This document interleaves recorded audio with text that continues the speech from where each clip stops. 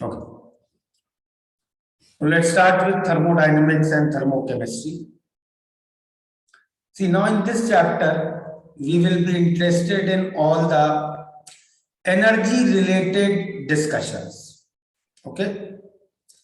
If we are doing any change, we are doing any chemical reaction, we are compressing any gas, we are doing any change, तो उस change में कितनी energy transfer हो रही है, that we have to study in this chapter. Okay, so first of all we will write some basic definition which I think you might have written some, but still just to recap. First thing, what is a system? Can anybody tell me?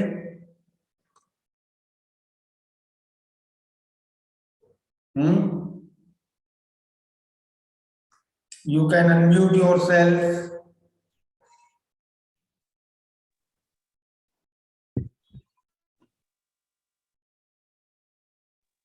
Sir बोलो, what is a system? Sir आप PDF भेजना रोगे इसका? हैं? आप इसकी PDF भेज दोगे क्या बाद में? हाँ, पीडीएफ मतलब स्लाइड्स में भेज दूंगा बाद में. जी सर. सर आपका वॉइस बहुत एको हो रहा है. हैं? आपका वॉइस एको हो रहा है. वॉइस एको हो रहा है बहुत? Yes sir. हाँ सर. चलो, I will just adjust 1 minute.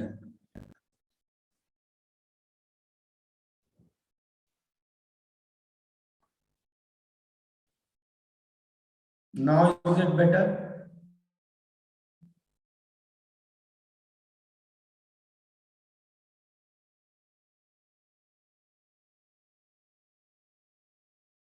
Now is the voice better? No sir, अभी भी एक कोई एको अभी भी हो रहा है.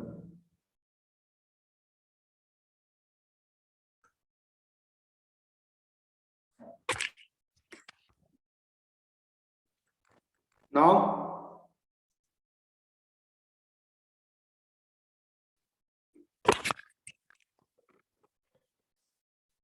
अभी कुछ बेटर है?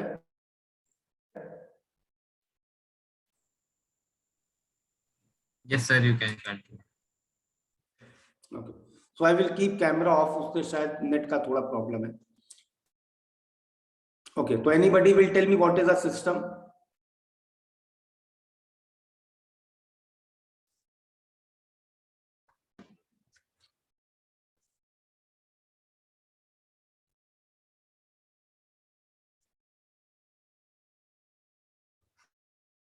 Sir, it's part of the physical world जहाँ पर we are investigating the physical properties. So it is part of universe under observation. Okay? उतने पार्ट को यूनिवर्स के हम लोग सिस्टम कहते हैं.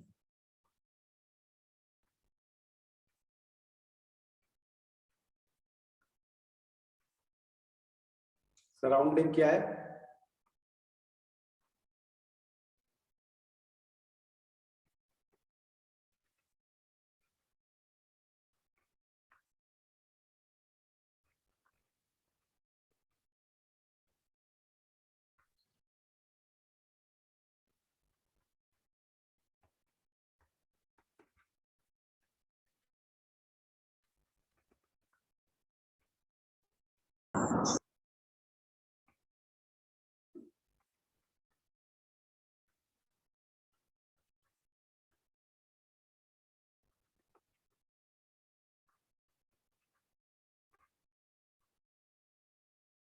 So surrounding is remaining part of universe which is in a position to exchange energy with system.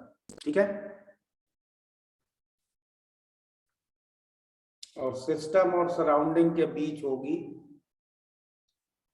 Boundary.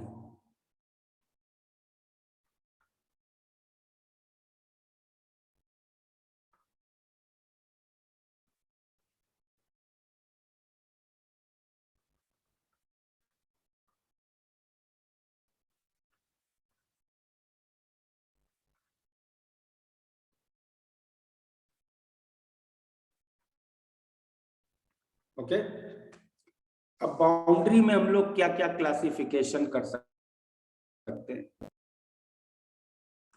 Boundary में पहला classification कर सकते हैं that boundary could be a real boundary और अ इमेजिनरी बाउंड्री. तो boundary could be a real boundary और अ imaginary boundary.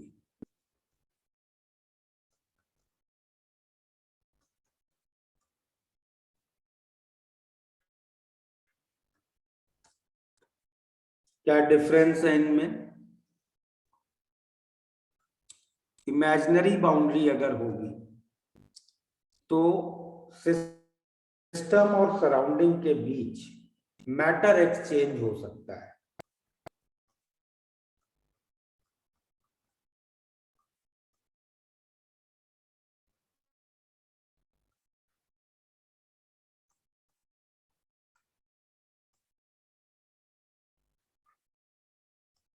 Okay, real boundary में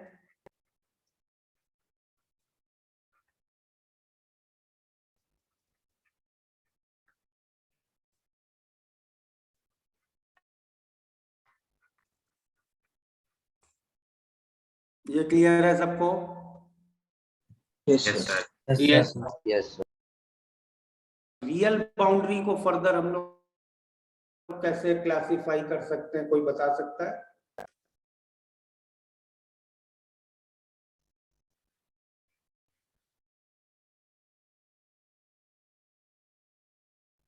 real boundary के फर्दर क्लासिफिकेशन हो सकते हैं.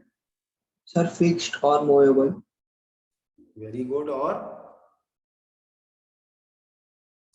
फिक्स्ड एक हो गया, दूसरा Movable. ओके.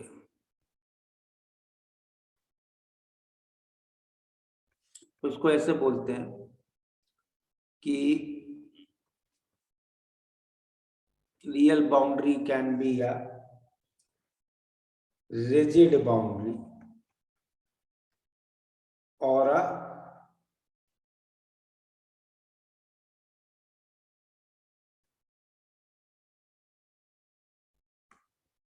Flexible boundary.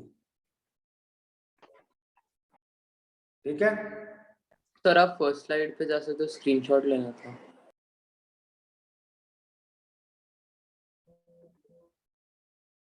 हो गया. Yes sir, thank you.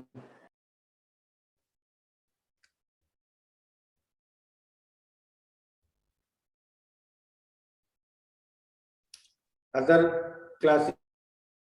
classification can be a real boundary can be a hello sir, आप ये पीडीएफ भेजने वाले हो ना? पीडीएफ तो मैं भेजूंगा, but let me make some things clear. I would suggest कि तुम लोग साथ में नोट करते चलो. साथ में नोट करने से understanding level is much better. Okay okay sir. देखो, अभी अभी मैंने सीनियर बैच खत्म किया है, उनका सिलेबस खत्म हुआ है. तो I am telling you by their experience कि you should keep on noting. PDF is for sometimes if you miss out anything, उसके लिए. अब इन बाउंड्रीज में क्या डिफरेंस है बताइए?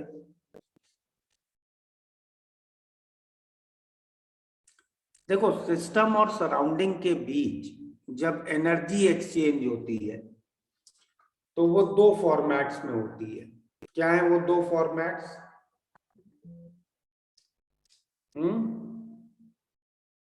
Matter or energy. एनर्जी और matter. I am saying system और सराउंडिंग के बीच एनर्जी एक्सचेंज दो फॉर्मेट्स में होती है. वो दो फॉर्मेट्स क्या हैं? Heat and work. Heat and work. Work. तो रिजिड बाउंड्री होगी मतलब no work.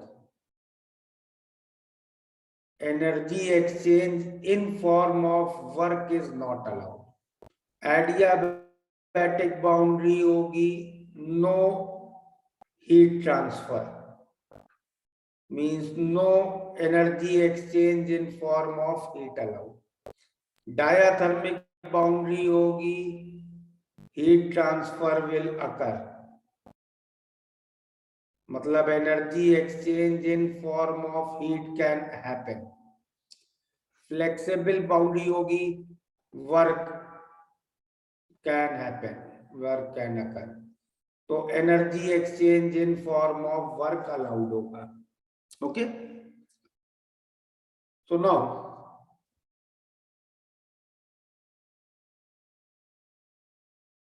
based on the type of system, based on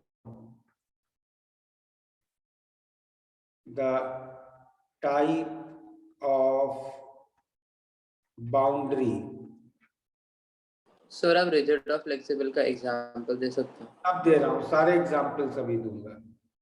between या based on type of boundary, system can be classified as, किस type की boundary है उसके according हम लोग सिस्टम को क्लासिफाई करते हैं। और पहली कैटेगरी क्या है सिस्टम्स की? Open. सिस्टम्स। ओपन सिस्टम्स में क्या होगा? Both matter and energy exchange can occur. Okay, इसके लिए बाउंड्री कैसी चाहिए बताओ?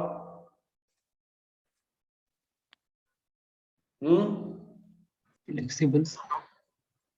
नहीं, ओपन सिस्टम कब होगा? Imaginary boundary. यस, कभी भी जब इमेजिनरी बाउंड्री होगी तब ओपन सिस्टम है। एग्जाम्पल, चलो इसके कुछ एग्जाम्पल्स बोलो।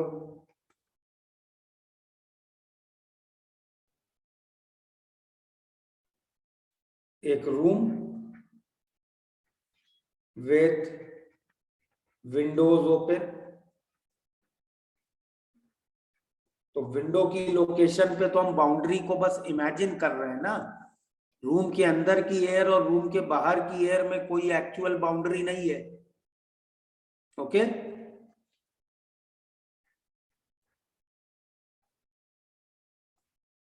Open test tube, test tube में गैसेस बाहर जा सकती हैं, करेक्ट? यस समझ में आ गई examples?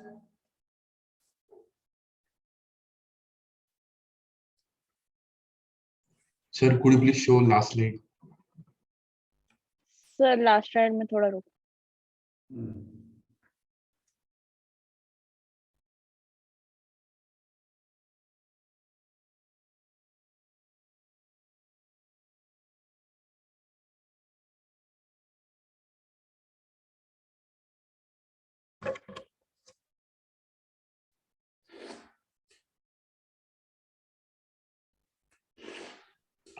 Yes, sir, thank you.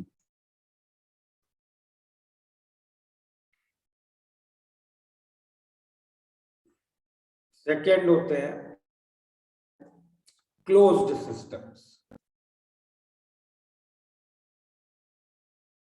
Close system कैसे होंगे? Real boundary. all rigid walls. Only energy exchange,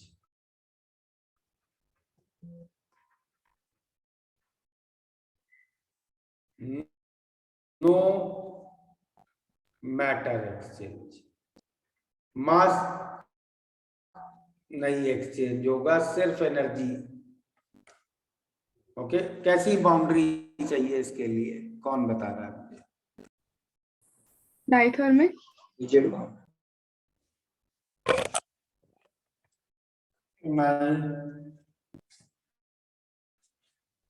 देखो, इसके लिए मुझे चाहिए एक रियल बाउंड्री पहले तो, करेक्ट। मुझे मैटर एक्सचेंज रोकना है। रियल के साथ वो बाउंड्री हो सकती है डायाथर्मिक एंड रिजिड, या रियल डायाथर्मिक एंड फ्लेक्सिबल, या real adiabatic and flexible. Just give me 1 minute.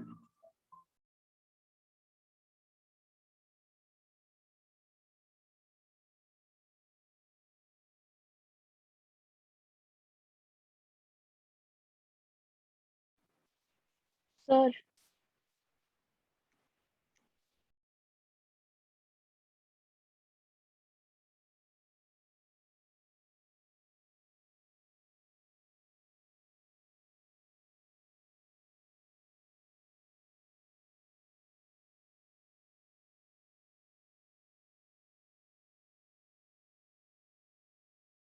हाँ, यस। सर आप पहले मतलब एक्सप्लेन करोगे फिर लिख दोगे तो वो हम लोग को लाइक कनेक्ट करने को भी थोड़ा आसान रहेगा कि पहले हम लोग समझ जाएंगे और फिर आप लिख रहे हो तो हम लोग आपके साथ ही लिख देंगे, वो ये थोड़ा सब भी डिफिकल्ट पड़। ये सब तो तुम लोग कर चुके हो ना, आई एम जस्ट रिकैपिंग। तुम लोगों ने कहा ये सब कर चुके हैं, यस सर हाँ कर चुके हैं। सारी इसलिए आई एम राइटिंग जस्ट। अच्छा okay sir.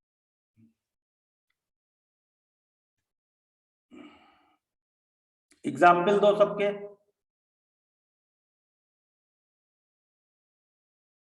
Real diathermic rigid,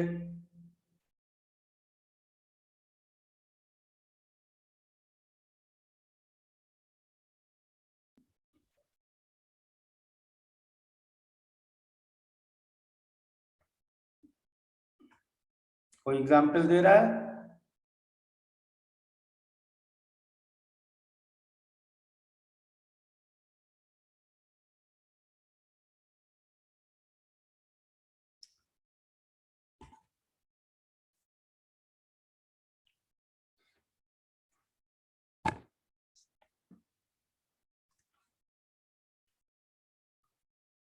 यार कम ऑन, ये सब करा हुआ है ना तुम लोगों ने? Actually type पर boundary नहीं किया हमने. यस सर सर हम लोग को डायथर्मिक नहीं पढ़ा है सर हम लोग को ये। यस चलो सर थोड़ा सा लॉजिक अपना क्लियर करते हैं इसमें, फिर अगर नहीं करा है तो वो पहले बोलो ना। हम लोग थोड़ा लॉजिक क्लियर करते हैं।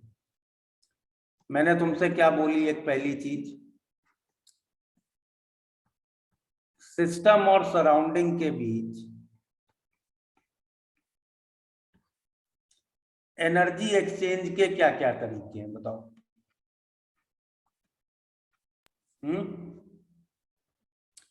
एनर्जी एक्सचेंज के दो तरीके हैं। पहला है हीट, दूसरा है वर्क, करेक्ट? यस सर अब हीट कब एक्सचेंज होती है? देखो, कुछ बाउंड्रीज ऐसी होती हैं जो अपने आर पार हीट को फ्लो करने देती है, करेक्ट? Yes. सर ऐसी एक बाउंड्री का मुझे एग्जांपल बताओ जो अपने अक्रॉस हीट को फ्लो करने देती है। मेटल, कोई भी मेटल का बॉक्स हो, मेटल से हीट फ्लो हो जाती है ना। हाँ सर. तो इस तरह की बाउंड्री जो अपने आप अपने अक्रॉस हीट को फ्लो होने दे, उनको हम लोग क्या कहते हैं? diathermic. They will allow heat to flow. और ये मान लो थर्माकोल की बाउंड्री है, क्या ये हीट फ्लो होने देगी थर्माकोल की boundary? No sir. No sir. तो इस तरह की बाउंड्रीज जो हीट को फ्लो नहीं होने देती हैं अपने अक्रॉस, उनको क्या कहते हैं? एडियाबैटिक। समझे? तो अगर एडियाबैटिक बाउंड्री है तो क्या मैं हीट के फॉर्म में एनर्जी एक्सचेंज कर पाऊंगा? No sir. No, sir. अगर डायाथर्मिक बाउंड्री है तो क्या मैं हीट के फॉर्म में एनर्जी एक्सचेंज कर पाऊंगा? Yes sir. Yes sir. Yes. अब ऐसे ही दूसरे, वर्क क्या होता है? वर्क तुम लोगों ने फिजिक्स में पढ़ा होगा 9th-10th में, force into displacement, correct? Yes sir. तो अगर वर्क करना है तो डिस्प्लेसमेंट होना पड़ेगा, अग्रीड? डिस्प्लेसमेंट के लिए किसी बाउंड्री को मूव करना पड़ेगा। तो अब जैसे ये बलून ले लिया मैंने, बलून की बाउंड्री फ्लेक्सिबल है, वो दब जाएगी अंदर, करेक्ट? हाँ। तो यहां पे ये फ्लेक्सिबल बाउंड्री है, फ्लेक्सिबल बाउंड्री में एनर्जी एक्सचेंज हो सकती है इन फॉर्म ऑफ वर्क। लेकिन मान लो मैंने एक ये प्रेशर कुकर ले लिया या मेटल का कोई बंद डिब्बा ले लिया, इसकी कोई बाउंड्री मूव होगी क्या? नहीं सर। नहीं हो सकती। तो रिजिड बाउंड्री में कोई डिस्प्लेसमेंट नहीं होगा तो वर्क विल बी जीरो, तो no energy can be exchanged as work, correct? हाँ। अब तुम्हें कौन सा सिस्टम चाहिए यहाँ? Closed system. क्लोज सिस्टम में तुम्हें एनर्जी एक्सचेंज चाहिए, करेक्ट? हाँ सर। अब एनर्जी एक्सचेंज या तो हीट के तरीके से कर लें या वर्क की तरीके से कर लें या दोनों तरीके से कर लें, करेक्ट? तो अब हाँ। पहला वाला जो मैंने लिखा है डायाथर्मिक एंड रिजिड, इसमें एनर्जी एक्सचेंज किस फॉर्म में होगी? हीट। हीट। तीसरा वाला जो लिखा है एडियाबैटिक एंड फ्लेक्सिबल, उसमें एनर्जी एक्सचेंज किस फॉर्म में होगी? वर्क। और जो दूसरा वाला लिखा है डायाथर्मिक एंड फ्लेक्सिबल, उसमें एनर्जी एक्सचेंज किस फॉर्म में होगी? दोनों। दोनों। समझ गए? अब Yes, इसके एग्जाम्पल जल्दी बोल सकते हो? Diathermic rigid, sir metal. Coffee का cup. Metal container, correct? Yes sir. Diathermic flexible,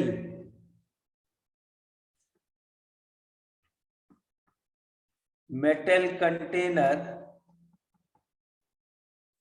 with a movable piston, उसका ऊपर का ढक्कन ऊपर नीचे मूव कर सकता है। Yes sir. Adiabatic flexible, thick rubber balloon, correct? Thermocol बोल सकते क्या सर? कौन सा? थर्मोकॉल बोल सकते क्या सर? नहीं, थर्मोकोल का बलून फ्लेक्सिबल भी रखना है तुम्हें, हाँ सर, फ्लेक्सिबल। ओके? सर अगर एडियाबैटिक रहा और रिजिड रहा तो एनर्जी एक्सचेंज नहीं होएगा ना? हाँ, तो वो हमारा तीसरी कैटेगरी है। तो थर्ड कैटेगरी क्या है? So could you please go to the last slide? I just One want minute. I will go to last slide. 1 minute. Third category, isolated system. Isolated system में क्या होगा? Neither matter nor energy exchange. Just 1 minute, note करो last page, ये लो, just 1 minute. Done, sir. Thank you.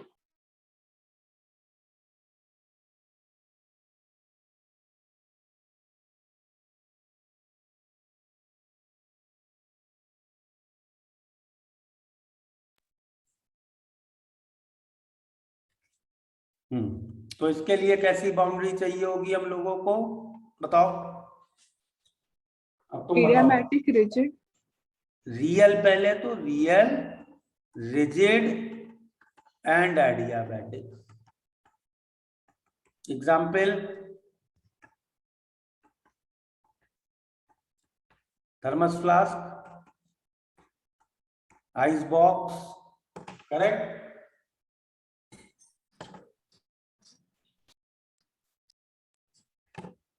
सही है। हाँ sir. Yes, sir.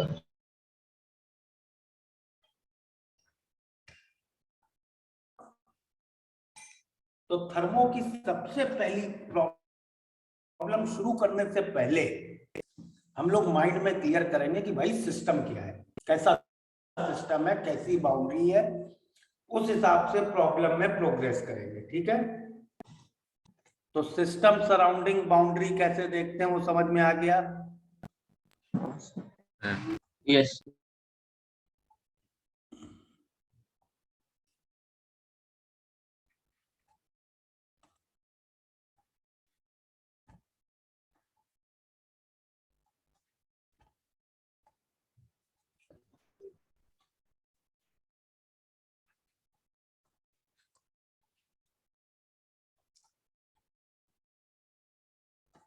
ये हुआ पहली डेफिनेशन।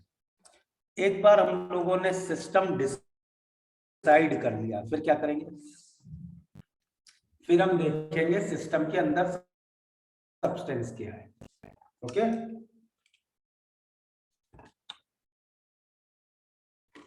और उस सिस्टम के हम लोग कुछ इंपॉर्टेंट पैरामीटर्स नोट करेंगे और उनको कहते हैं सिस्टम वेरिएबल्स।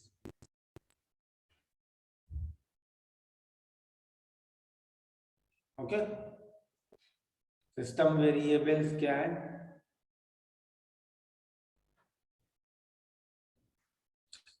तो इसको एक बार ऐसे समझ, मान लो तुमने एक सिस्टम डिसाइड किया, रूम, जिस रूम में तुम बैठे हो उसको सिस्टम माना, ठीक है।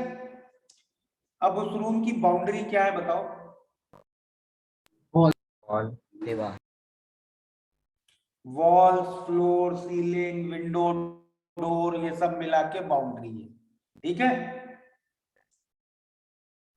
Yes, sir. यस और no. Yes. Yes, sir.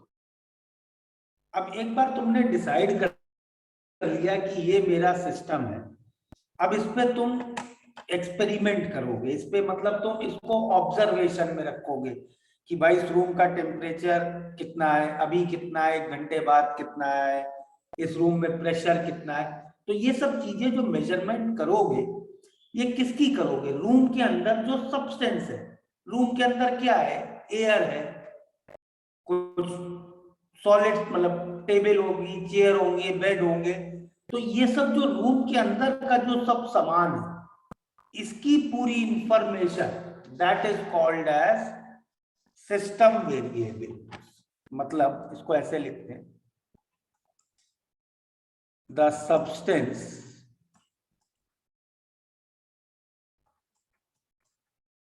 contained inside the system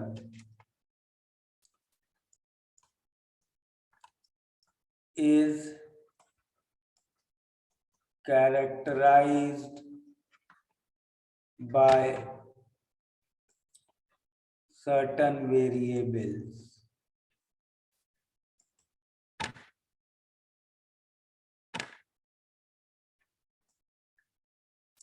such as, क्या क्या होंगे वो variables, pressure, Number of moles pressure. Volume, temperature, mole, और कुछ?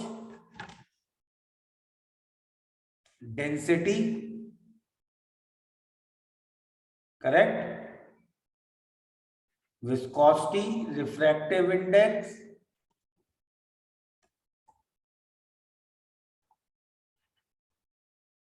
Okay, etcetera. These variables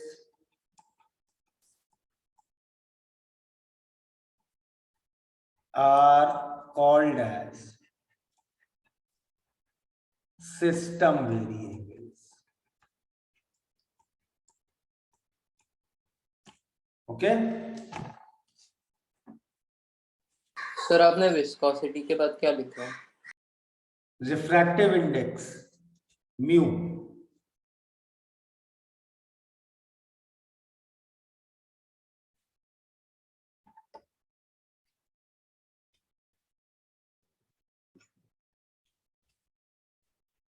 sir बोलो. सर तो मतलब हम लोग सिस्टम के अंदर एक पर्टिकुलर सब्सटेंस को पढ़ता है, उसकी ये वेरिएबल प्रॉपर्टीज को ऑब्जर्व करते हैं ना sir?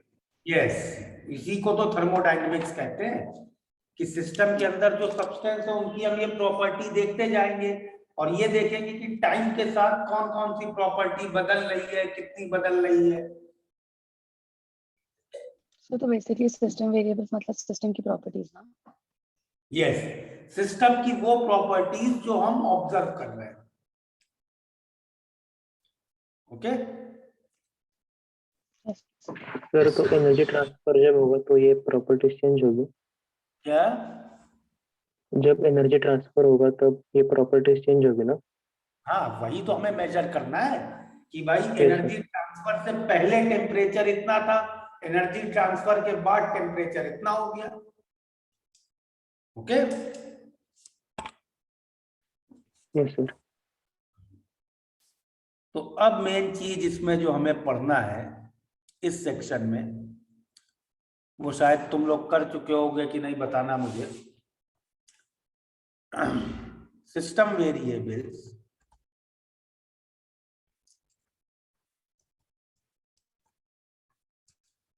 are classified as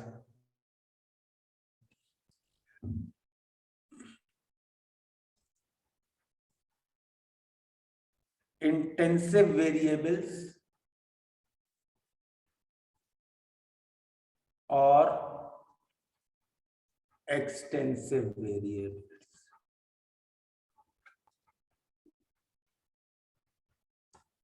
Okay. Do you know the definition of extensive and intensive variables? नहीं सर. No, sir. यार तुम लोगों ने क्या थर्मो में फिर करे थे सर, एक लेक्चर हो गया. ये तो सब स्टार्टिंग की डेफिनेशन है. सर वो बस इंट्रोडक्शन दिए थे सर. हाँ हम सर, लोग ने बोले थे प्रैक्टिकल टाइम MTS चल ले. कराया था. ओके. सिस्टम वेरिएबल और तो प्रॉपर्टीज intensive ऑफ सिस्टम है क्या? क्या? प्रॉपर्टीज ऑफ सिस्टम और सिस्टम वेरिएबल सेम है? हाँ, प्रॉपर्टीज ऑफ सिस्टम को ही हम सिस्टम वेरिएबल कहते हैं ना. तो सर इंटेंसिव और एक्सटेंसिव मेजरेबल और नॉन मेजरेबल है क्या? सिस्टम वेरिएबल को ही दो कैटेगरी में बांटा जाता है. कुछ सिस्टम वेरिएबल्स इंटेंसिव वेरिएबल्स होंगे और कुछ सिस्टम वेरिएबल्स एक्सटेंसिव वेरिएबल्स होंगे. Sir Okay. तो हम लोग को फर्स्ट लेक्चर में ऐसा प्रॉपर्टीज ऑफ सिस्टम सिखाया था और मेजरेबल और नॉन मेजरेबल सिस्टम सिखाया था. नहीं, I am not getting your question, please repeat. नहीं सर वो मैं पूछ रहे हैं कि इंटेंसिव और एक्सटेंसिव जो वेरिएबल्स है उसी को मेजरेबल और नॉन मेजरेबल बोलते क्या? नहीं नहीं नहीं नहीं, हम बता, आई एम टेलिंग यू डिफरेंस क्या है. इंटेंसिव वेरिएबल्स वो वेरिएबल्स होते हैं which do not depend on amount of substance in the system.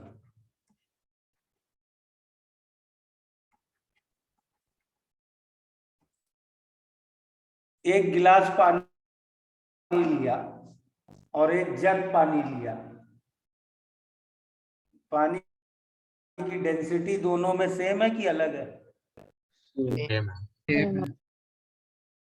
तो पानी density does not depend on the amount of water I take. तो डेंसिटी किस टाइप का वेरिएबल हुआ?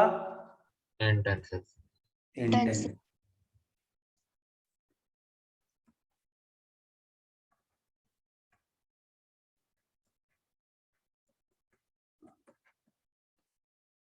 और एक्सटेंसिव इसके ठीक उल्टे।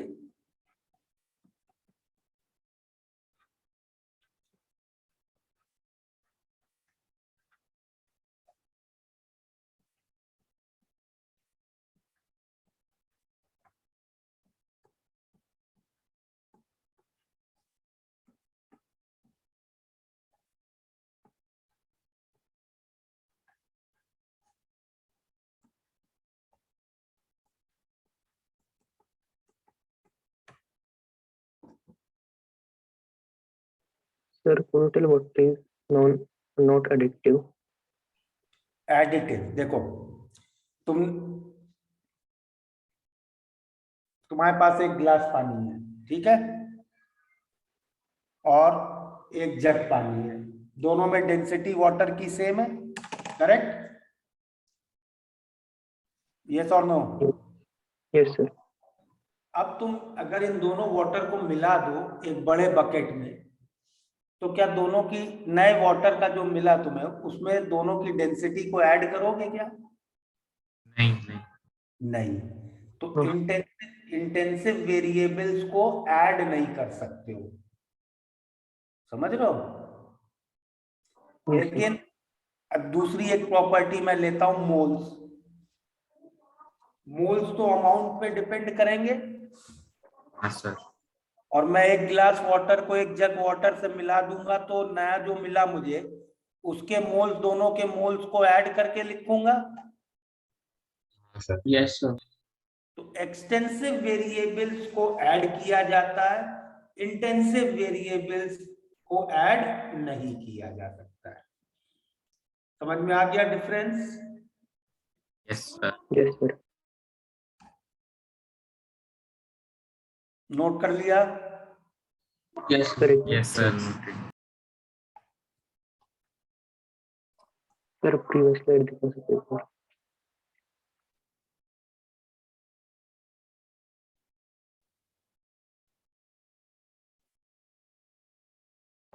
Done, sir.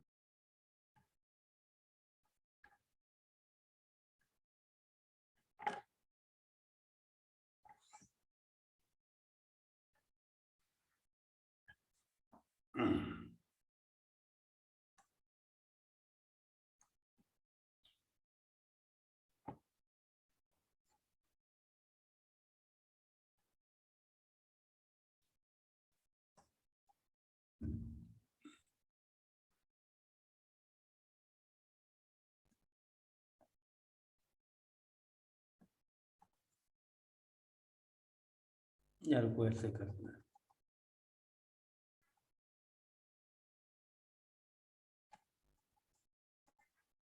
सर आप कौन से ब्रांच में सिखाते हो? बेटा मैं सारे सीनियर बैचेस को सिखाता था, तो कल उनका सिलेबस खत्म हुआ है, तो now I have come to junior batches. तुम कह रहे हो ऑफलाइन में? हाँ सर, हाँ सर। हाँ सर। ऑफलाइन में मैं अंधेरी के टॉप 3 बैचेस लेता हूँ और एक पवई का, because I stay in Powai. तो एक पवई का और अंधेरी के 3 ईयर फ्लैगशिप और बैच 1। चलो एक चैलेंज क्वेश्चन है, लिखना शुरू करो, देखें कितने लोगों को सही मिलेगा ये। और तुम लोग को इस तरह के आई डोंट नो गैसियस, अच्छा just one few things I want to clarify. तुम लोग बुकलेट के अलावा डीपीपी और वो सब भी कर रहे हो? नहीं सर, मतलब नहीं सर। नहीं सर। बुकलेट होती है सिर्फ बुकलेट की है अभी तक? सर, फिर GK Yes, sir sir. Extra questions करा देते हैं।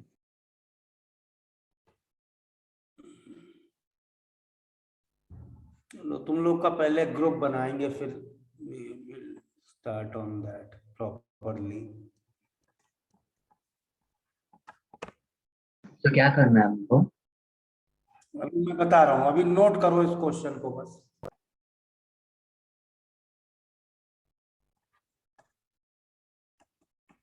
सर आप कौन से कॉलेज से हो? IT Bombay.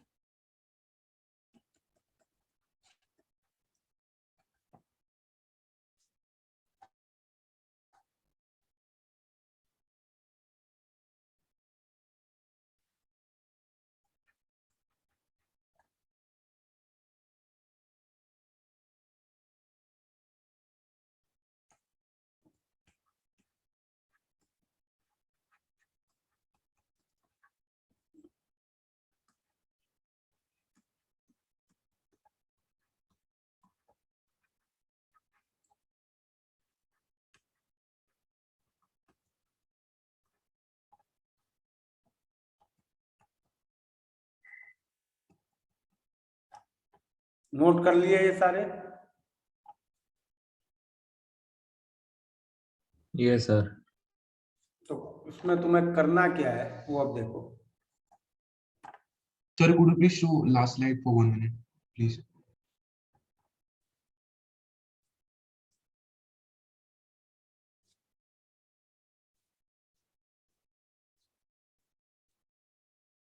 Thank you, sir.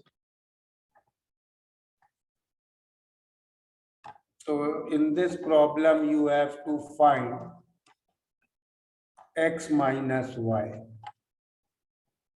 x minus y, where x is total of serial numbers of all intensive property.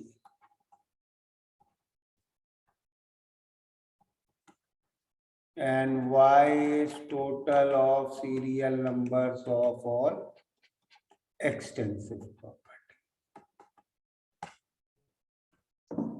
ठीक है,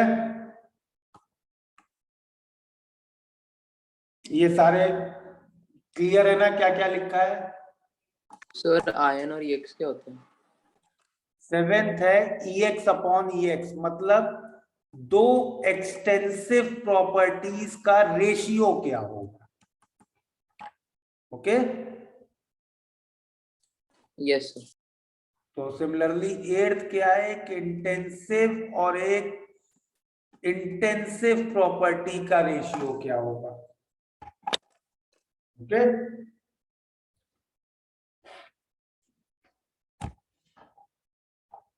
समझ में आ गया अब ये प्रॉब्लम पूरा? Yes sir. बताओ answer. Sir, could you please show next slide?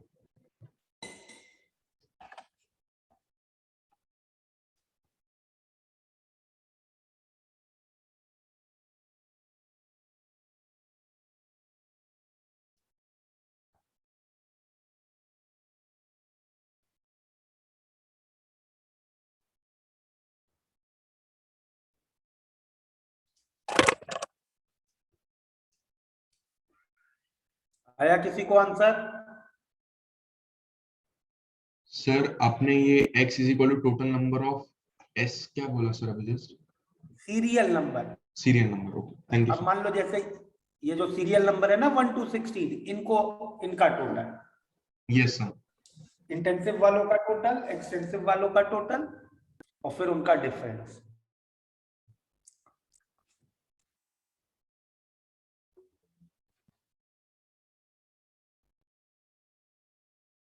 जिसका हो गया हो आंसर वो बताओ।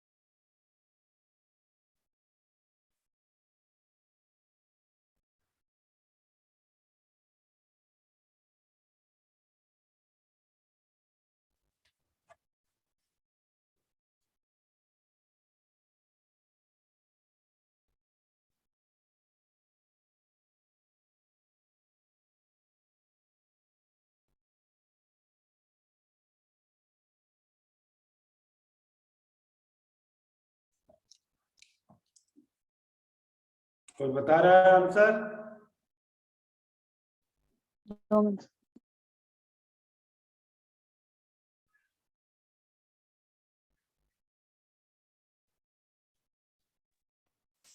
सर एक्चुअली मुझे एक डाउट है, मैं कंफ्यूज हो चुकी हूँ लिखते लिखते। सर हम लोग को इस क्वेश्चन में क्या परफेक्टली क्या करना है, आप वापस बता सकते हो? आप पहले ये निकालिए कि इसमें से इंटेंसिव कौन कौन है और एक्सटेंसिव कौन कौन है। Okay sir. फिर जो इंटेंसिव है उन सबके सीरियल नंबर्स को ऐड कर लो, जो एक्सटेंसिव है उन सबके सीरियल नंबर्स को ऐड कर दो और उन टोटल्स का डिफरेंस लेना है। ठीक है? ओके, गॉट इट सर, समझा, thank you. Sir answer negative में रहेगा क्या? हाँ, नेगेटिव भी आ सकता है, कोई इशू नहीं है। चलो, नेगेटिव से दिक्कत हो रही है, कर लो। चलो,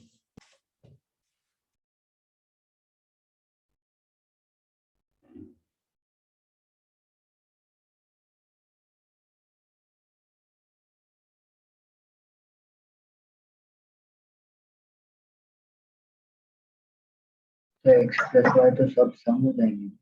हाँ सर। अच्छा, तो बहुत इजी हो गया ये तो फिर, है ना? हाँ सर।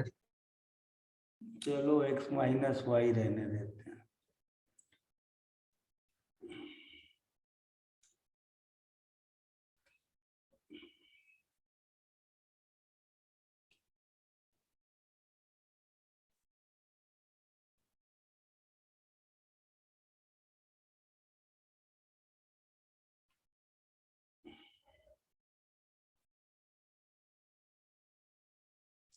बोलो भाई, आंसर बहुत टाइम ले लिया है, तो सिंपल इंटीजर टाइप है। 0 0 आ रहा है। ओके, और किसी का कुछ और आंसर? -42 माइनस कितना बोल लो? 42 -42 तो -48 भी। माइनस 48 48।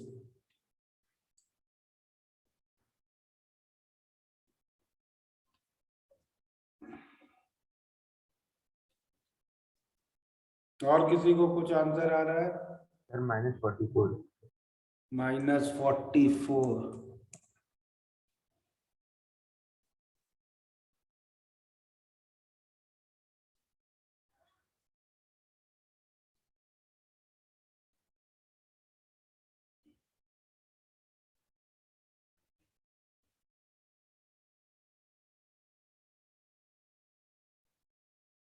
बस हो गया खत्म।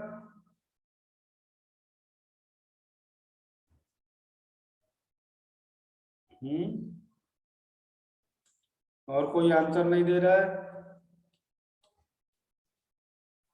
-40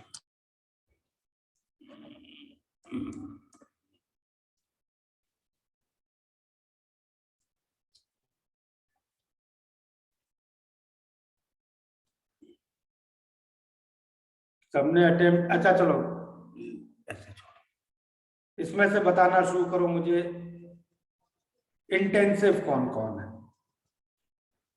pressure, temperature, temperature intensive, intensive वालों को मैं येलो टिक कर रहा हूँ, टेम्परेचर हो गया इंटेंसिव, डेंसिटी, डेंसिटी, डेंसिटी हो गया इंटेंसिव, और refracted, refractive index, refractive index हो गया।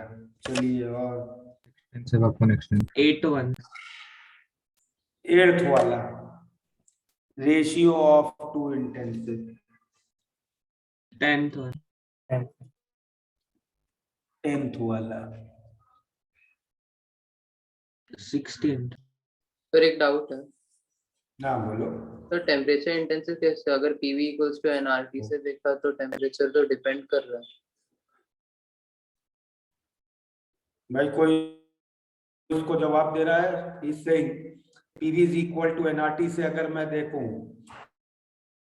तो टेम्परेचर तो मोल्स पे डिपेंड कर रहा है, तो how are you calling it as intensive? Sir अगर दो सेम टेम्परेचर वालों को ऐड करेंगे तो उनके टेम्परेचर ऐड अप नहीं होते सेम। देखो, इंटेंसिव और एक्सटेंसिव को देखने का सबसे अच्छा तरीका यही है, तुम अपने माइंड में एक ऐसा सिस्टम इमेजिन करो जिसमें वो वेरिएबल डिफाइंड हो। जैसे प्रेशर, तो हम लोगों ने we assume a room in which we are sitting. किसने डाउट पूछा था? अनम्यूट करो अपने आप को। Yes sir. ना सुयश। तो अभी तुम जिस रूम में बैठे हो उसमें एयर है, उसका कुछ प्रेशर, वॉल्यूम, टेम्परेचर है, करेक्ट? हाँ सर। यस और नो? Yes sir. अब अगर इसी रूम में बीच में एक वॉल लगा के इस रूम को दो पार्ट्स में बांट दें,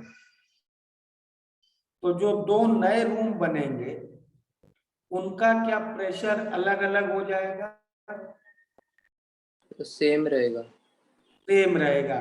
तो प्रेशर अमाउंट पे डिपेंड नहीं करता है, प्रेशर इज इंटेंसिव। क्या उनका वॉल्यूम चेंज हो जाएगा? यस। जो ओरिजिनल वॉल्यूम था वो नहीं बचेगा ना रूम का, करेक्ट? हाँ सर, चेंज हो जाएगा। तो वॉल्यूम इज एक्सटेंसिव, अमाउंट पे डिपेंड करता है। टेम्परेचर चेंज होगा क्या? सेम रहेगा। तो temperature is intensive. Density change होगी क्या? एयर की डेंसिटी नहीं होगी। तो air density is intensive, correct? Sir हम वो एक ही एग्जांपल लेके सबको कंपेयर कर रहे हैं ना सर, उसमें मतलब वही एक फ्रेम दिमाग में डाल लेनी है ना। Yes, Thank you, moles change हो गए, एयर के मोल्स चेंज होंगे। Yes sir. Extensive. Refractive index change होगा क्या एयर का? नो। नहीं सर। नहीं, तो एक्सटेंसिव। तो ये 6 तक के तो सारे क्लियर हो गए कैसे करते हैं? Yes sir. अब आता हूं आगे, ratio of two extensive properties. ये क्या होगा, इंटेंसिव की एक्सटेंसिव? एक्सटेंसिव। रीजन दो मुझे, I am more interested in reason. What is the logic going on in your mind? बोलो। सर वॉल्यूम पर मोल सेम होगा सर, तो इंटेंसिव हो गया।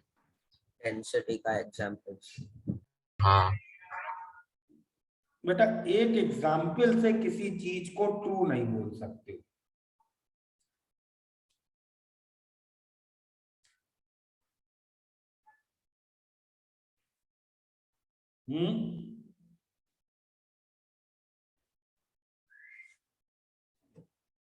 तो एक्सटेंसिव वेरिएबल्स कौन से होते हैं? मास और वॉल्यूम। नहीं, एक्सटेंसिव वेरिएबल्स की हमारी डेफिनेशन क्या है? which depend Depending on on the the amount of amount. substance. Which depend on amount of substance, correct? And are additive, correct? Yes, sir. तो मान लो मैं कोई एक एक्सटेंसिव वेरिएबल लेता हूं, मतलब extensive variable number of moles से proportional होंगे, यस और no? Yes, sir. Yes, sir. Moles की किसी पावर से प्रोपोर्शनल होंगे, करेक्ट? Yes, sir. मैं दो एक्सटेंसिव वेरिएबल्स लेता हूं, ठीक है, m और n। Extensive variable m is proportional to first moles to the power 1 and n is proportional to n square, okay? या n मत लो, कुछ अलग ले लो, रुको। क्या वेरिएबल ले लें, एक्स वाई ले लें, X Y. This is proportional to first power of mole, this is proportional to n square। ध्यान से देखना आप सब लोग, we are coming to a very important section। और तुम्हें मैं बताऊं, अगर जेई में ये प्रॉब्लम पूछना है ढंग से ट्रिकी वे में, जेई में तो काफी आता रहता है ये सब, एक लिस्ट दे देंगे कितने इंटेंसिव हैं, कितने एक्सटेंसिव हैं, इंटीजर टाइप में। लेकिन और अगर डिफिकल्ट करना है ना इस प्रॉब्लम को, तो मालूम है तुमसे क्या पूछेंगे? यहाँ ये पूछेंगे, अब प्रॉब्लम इजी हुआ कि डिफिकल्ट हुआ? इजी। बहुत ज्यादा डिफिकल्ट हो गया है। सर क्या फर्क, सर एक डाउट था सर अब तो उतना ही सीरियल सर, फर्क क्या पड़ा सर माइनस को प्लस अभी करके? अब मतलब हम डायरेक्टली बस ऐड करेंगे ना उसको। अभी देखो फर्क क्या पड़ा, ध्यान सर एक्सटेंसिव बाय एक्सटेंसिव बड़ा नाइदर होता है क्या? एक मिनट देखो, तो ये दो एक्सटेंसिव प्रॉपर्टीज है, एक मोल की फर्स्ट पावर को प्रोपोर्शनल है, एक मोल के स्क्वायर को प्रोपोर्शनल है, ठीक है? ओके, अब मेरे पास मान लो एक सिस्टम है जिसमें n1 मोल्स हैं किसी सब्सटेंस के, तो इस कंटेनर में x1 की वैल्यू क्या होगी? इस प्रॉपर्टी की प्रोपोर्शनैलिटी कांस्टेंट को स्मॉल x मान लेता हूं, तो स्मॉल x टाइम्स n1 होगी, ठीक है? और इस कंटेनर में y1 की वैल्यू क्या होगी? प्रोपोर्शनैलिटी कांस्टेंट को y मान, y times n1 square, correct? सही है? और एक मान लो दूसरा बीकर है मेरे पास, उसमें इसी सब्सटेंस के n2 मोल्स हैं, तो इस बीकर में x2 की वैल्यू क्या होगी? xn2 और y2 की yn2 square।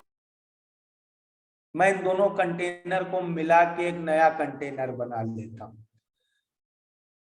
तो अब इस नए कंटेनर में मोल्स कितने हो गए? Correct, n1 plus n। इस कंटेनर में x की वैल्यू कितनी होगी? x into n1 plus n। और y की y into n1 plus n to the whole square, which you can see this is equal to x1 plus x2, but this is not equal to y1 plus y2। तो अगर square की proportionality हो गई, अगर square की proportionality हो गई तो एडिटिव नेचर नहीं रह जाएगा, correct? Yes, sir. Extensive property की डेफिनेशन में दो चीजें हैं, which depend on amount and are additive. तो इसका एक बहुत इंपॉर्टेंट सिग्निफिकेंस ये आता है कि एक्सटेंसिव प्रॉपर्टी को डेफिनेटली मोल्स की फर्स्ट पावर के ही प्रोपोर्शनल होना है। मोल्स की और किसी पावर के प्रोपोर्शनल हुए तो वो एडिटिव नहीं रह जाएंगे। ओके, एंड सिमिलरली, हाँ बोलो सर आप इसका एग्जांपल दे सकते हो कि मतलब स्क्वायर होगा तो क्यों नहीं होगा एडिटिव? भाई कोई और पावर ले लोगे तो देखो ना, यहाँ पे शो किया ना, पावर्स ऐड नहीं होंगी ना वैसे। Yes sir. n1 square n2 plus n2 square will not be equal to n1 plus n2 का whole square. Okay, yes sir. तो extensive properties definitely are proportional to first power of mole, and intensive property तो moles पे depend नहीं करती, मतलब moles की power 0 पे proportional है। तो ये एक माइंड में रखना है। तो अब आ जाओ इस प्रॉब्लम पे वापस। दो एक्सटेंसिव प्रॉपर्टीज का रेशियो, मतलब मोल्स की पावर 1 अपॉन मोल्स की पावर 1, क्या होगा ये? मोल्स की पावर, जस्ट 1 मिनट,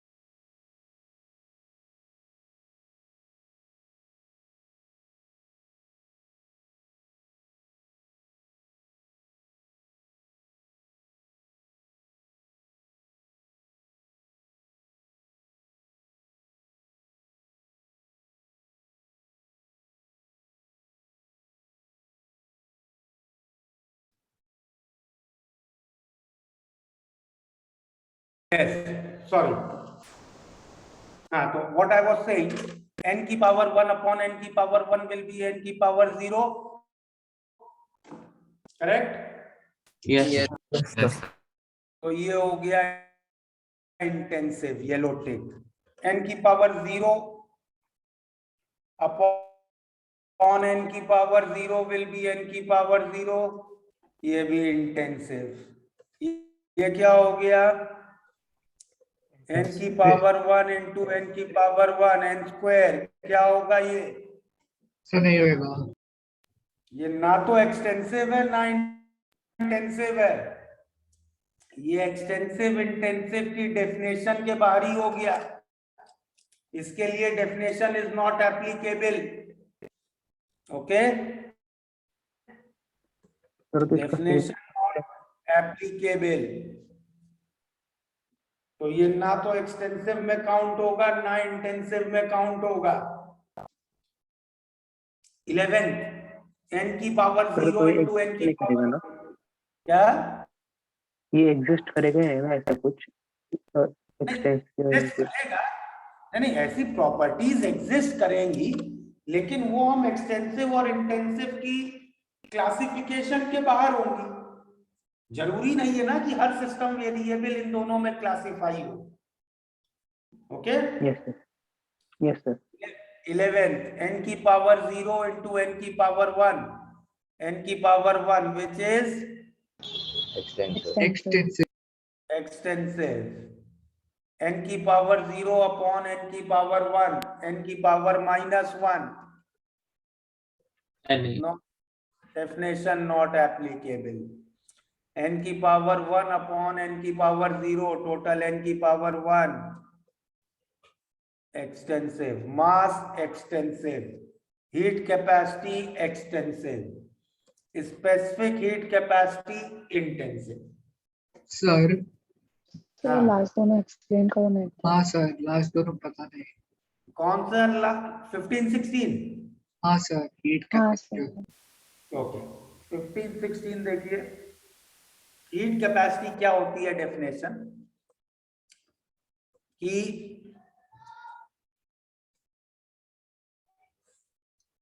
मान लो, एक मिनट वो स्लाइड कॉपी करने दी सर। मैं वापस सब स्लाइड्स पे आऊंगा, पहले एक बार खत्म कर ले।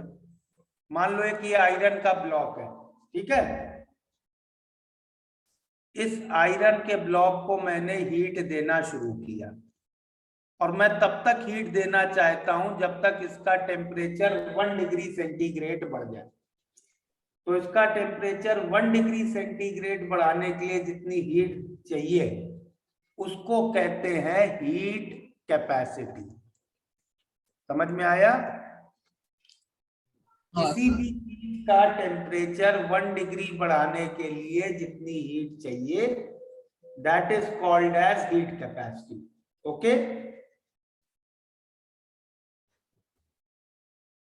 ये क्लियर है? Yes sir. Yes sir. भाई कितनी हीट चाहिए ये डिपेंड करेगा ना कि ये आयरन का ब्लॉक कितना बड़ा है। छोटा ब्लॉक होगा तो कम हीट चाहिए होगी, बड़ा ब्लॉक होगा तो ज्यादा हीट चाहिए। अग्रीड? यस। तो हीट कैपेसिटी तो इस पे डिपेंड करेगी ना कि कितना अमाउंट है सब्सटेंस का। हाँ सर। ओके, तो हीट कैपेसिटी कैसी प्रॉपर्टी हो गई? एक्सटेंसिव। लेकिन स्पेसिफिक हीट कैपेसिटी क्या होती है?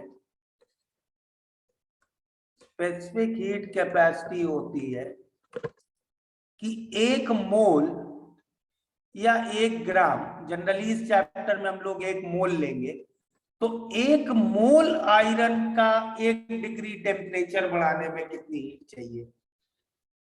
तो specific heat capacity is nothing but heat capacity पर मोल।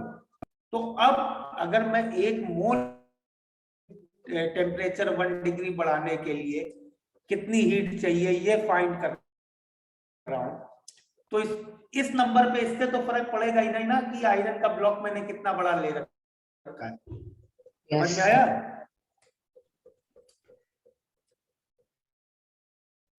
ओके,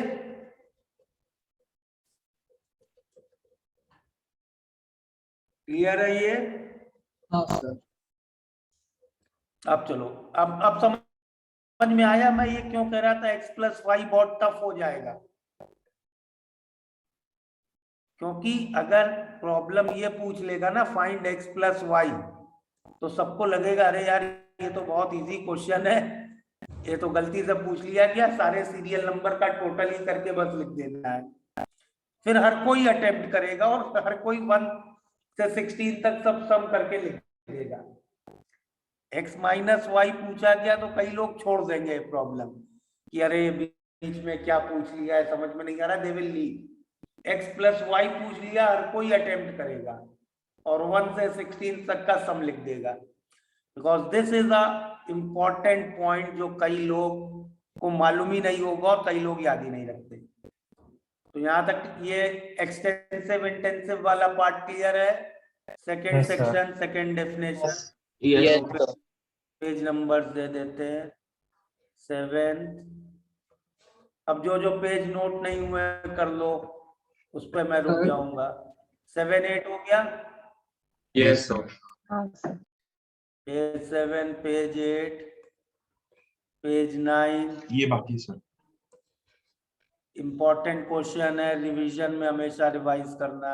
सर मास एक्सटेंसिव है ना? मास एक्सटेंसिव है ऑब्वियसली। Yes sir. 9 हो गया, चले आगे। सर हमने 12 इसलिए Na बोला क्योंकि मतलब 12 के लिए n⁻0 बाय n⁻1 आ रहा था, इसलिए हमने वो किया ना। यस, वो प्रॉपर्टी n⁻⁻1 के प्रोपोर्शनल है। यस सर, इसलिए समझ गया सर, थैंक यू। हो गया सर। ये तो चलो लिख देते हैं पेज 10, इसमें तो कुछ सर नोट 2 करने मिनट प्रीवियस स्लाइड पे जा सकते हो आप, 10 नंबर पे पेज 9। 9।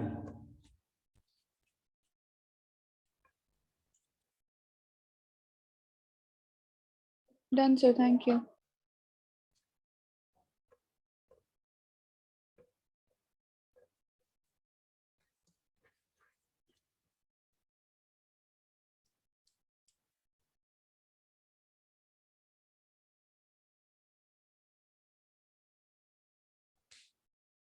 हो गया। Yes.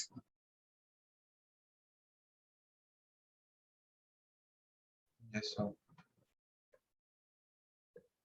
ये तो चलो, ये that is this is useless, rough page है ये तो। ओके, तो एक्सटेंसिव इंटेंसिव क्लियर हो गए, क्या होते हैं, सिस्टम वेरिएबल क्या होता है। Yes sir. अब आ जाते हैं हम लोग। सर पर अभी वो क्वेश्चन का मतलब अभी हमने वो सॉल्व करना पड़ा, मतलब आपने वो एडिशन मतलब हमें प्लस करना है या फिर माइनस करना है वो फिर? अरे यार वो तो अब कर लोगे ना, इस क्वेश्चन की सिर्फ ट्रिक ये थी कि एक्सटेंसिव इंटेंसिव पहचानते कैसे। यस सर, वो कर लेंगे। बस मुझे पूछना था कि आपने वो प्लस को माइनस को प्लस किया ना, तो मुझे वो सॉल्यूशन क्या आया इसमें, वो तुम लोग निकाल लेना है। Yes sir, thank you so much. अब आ जाते हैं इस पे, what is a thermodynamic process. तो एक बार हमने सिस्टम डिसाइड कर लिया कि भाई ये सिस्टम है और उसके सिस्टम वेरिएबल्स देख लिए। अब अगर इन सिस्टम वेरिएबल्स में कोई भी चेंज हुआ, एनी चेंज, मैंने कुछ भी किया जिससे किसी सिस्टम वेरिएबल की वैल्यू बदल गई, in values of system variable,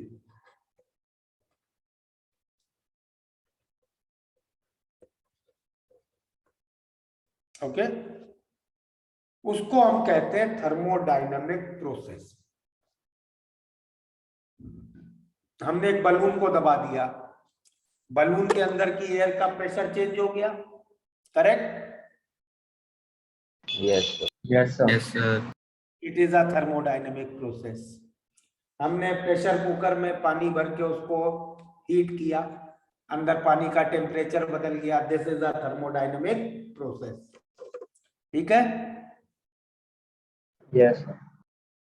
without, ये इंपॉर्टेंट, रुको मैं कलर बदल देता हूं, ये इंपॉर्टेंट पार्ट है।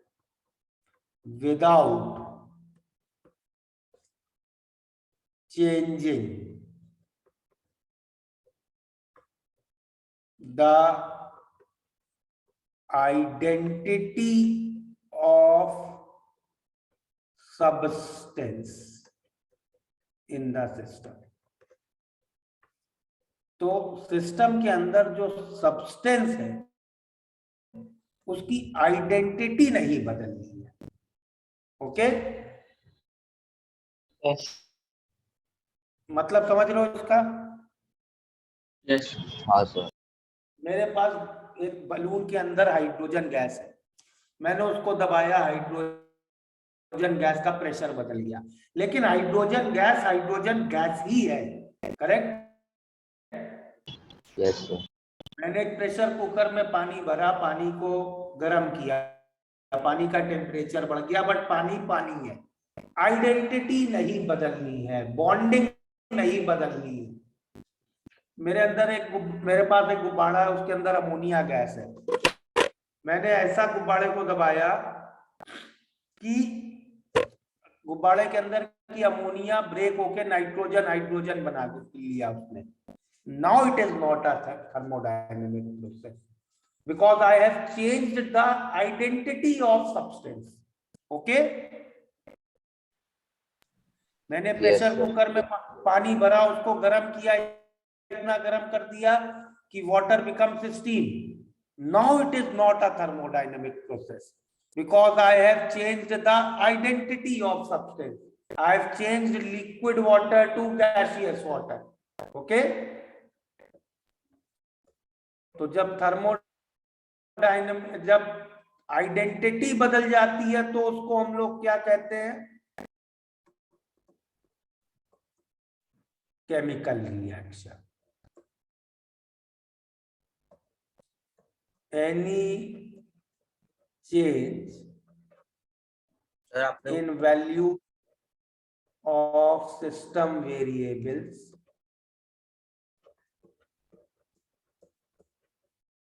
with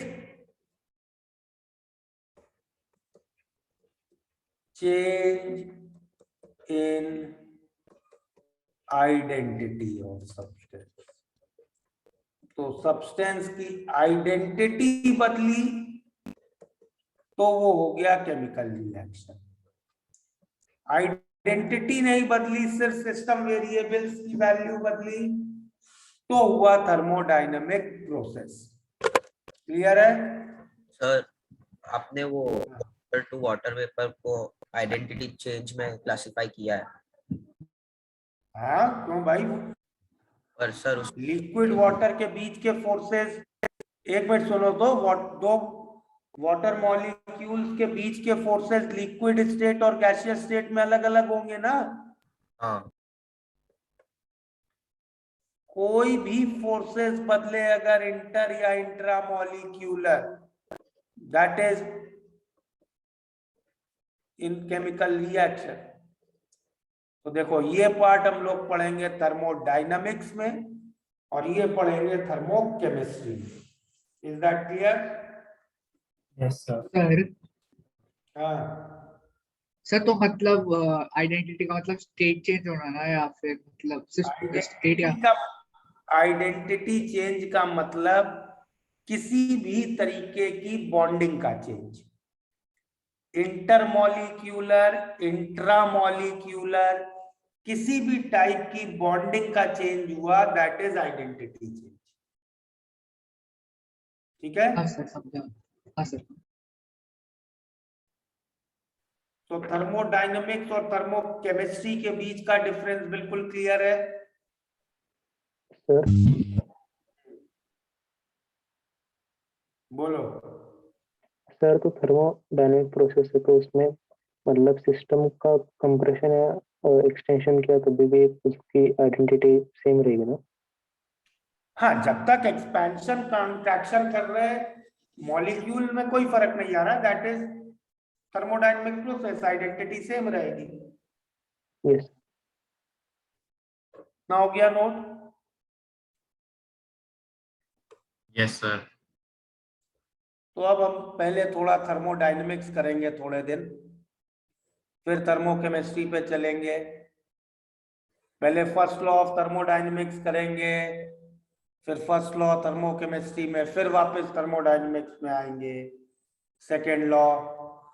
तो थोड़ा सा बिल्कुल माइंड खुला रखना है। सर तो एक डाउट था, एक डाउट है। हाँ बोलो। सर वो आपने जो लास्ट स्लाइड पे आपने जो डिफरेंस बताया सर, एक बार बस शॉर्ट में एक बार रिपीट कर सकते क्या प्लीज? मुझे थोड़ा डाउट था, मतलब बस रिपीट। देखो H2O लिक्विड एट 25 डिग्री को मैंने किया H2O लिक्विड एट 75 डिग्री। ये क्या है? तुमने ये इसके बॉन्डिंग बदली क्या? नहीं सर। नहीं सर। इसका फेज बदला क्या? नहीं। तो तुमने कोई भी बॉन्डिंग नहीं बदली, ना तो मॉलिक्यूल के अंदर की ना मॉलिक्यूल के बाहर की। तुमने बस क्या बदला? टेम्परेचर। तो ये हुआ थर्मोडायनेमिक प्रोसेस, ठीक है। लेकिन मैंने ये किया H2O लिक्विड 100 डिग्री को बनाया H2O गैस 100 डिग्री। क्या बदला मैंने? बॉन्डिंग बदल दी, फेज बदल दिया, स्टेट बदल दी, मतलब मॉलिक्यूल मॉलिक्यूल के बीच की बॉन्डिंग बदल दी।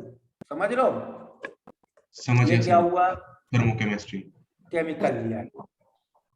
मैंने H2O लिक्विड 25 डिग्री या H2O गैस 25 डिग्री पे लेके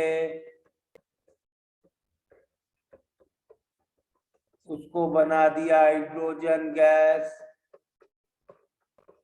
प्लस ऑक्सीजन गैस। क्या होगा ये? मैंने मॉलिक्यूल के अंदर की बॉन्डिंग बदल दी। ओके? मतलब अगर इन दोनों केसेस में थर्मोकेमिस्ट्री अप्लाई होता है, मतलब स्टेट चेंज होने पर भी और मॉलिक्यूल की बॉन्डिंग चेंज होने पर भी। Thank you so much sir. Doubt. हाँ बोलो।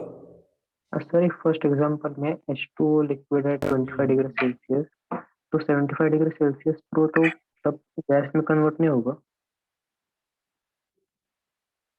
75 डिग्री पे क्यों गैस में कन्वर्ट हो गया यार?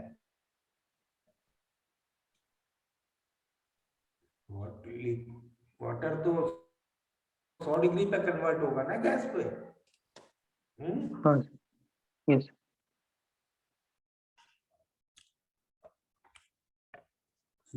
तो further I was saying thermodynamic processes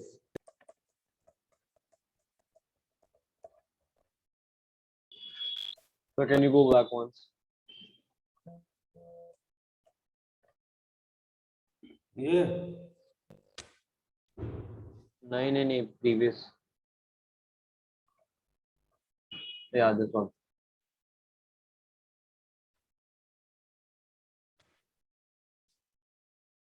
Sir, last slide, just 2 minutes. Done, sir. Thank you.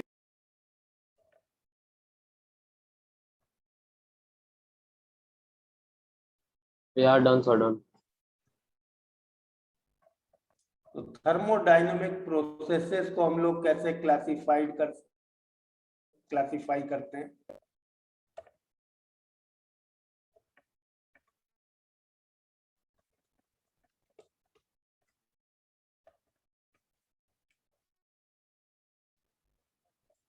Reversible और इरिवर्सिबल प्रोसेसेस, ठीक है।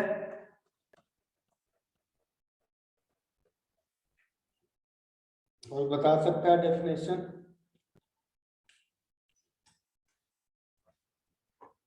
या डिफरेंस इनके बीच?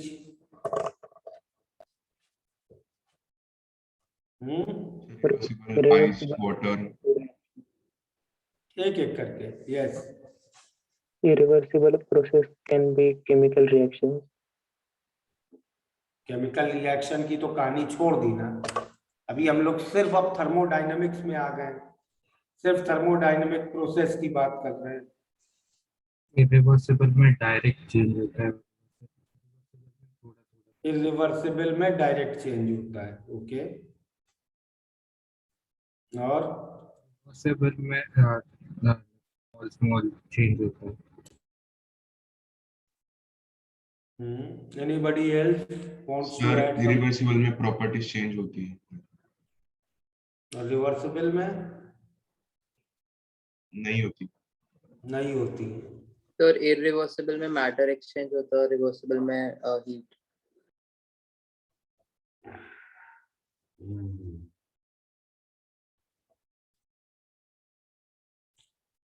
और कुछ?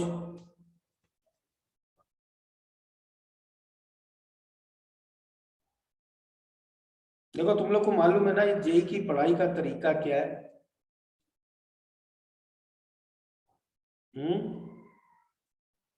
जेई की पढ़ाई का तरीका है, the best way is of error elimination. भाई यहाँ ऐसा नहीं कि इस बुक के या 10 बुक के सारे सवाल लगा लो तो अब कोई भी क्वेश्चन आए कर लेंगे।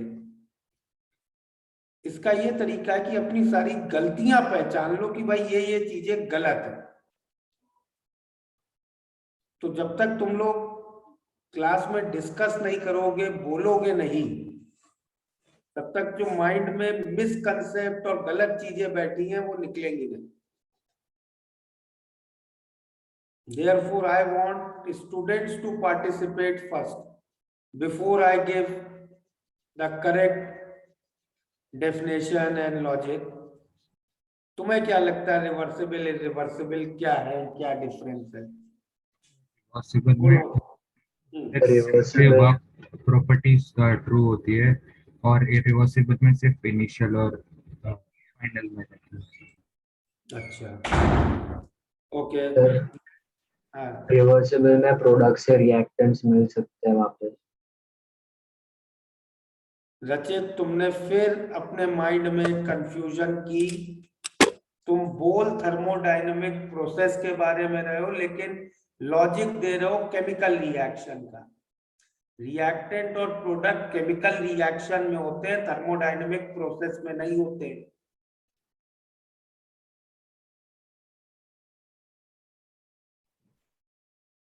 सर रिवर्सिबल में हीट ट्रांसफर हाँ बोलो रितेन, रिवर्सिबल में heat transfer? Sir heat transfer दोनों साइड हो सकता है। दोनों साइड से होता है। हीट ट्रांसफर तो बेटा जब भी होगा ना, होगा दोनों साइड से। नेट हीट ट्रांसफर एक साइड होता है। अगर एक डायाथर्मिक बाउंड्री है तो हीट तो दोनों ही ओर फ्लो करती है, अंदर से बाहर, बाहर से अंदर। एक ओर का फ्लो रेट ज्यादा होता है दूसरी ओर से, इसलिए नेट फ्लो रेट एक ओर दिखता है। Okay, yes sir.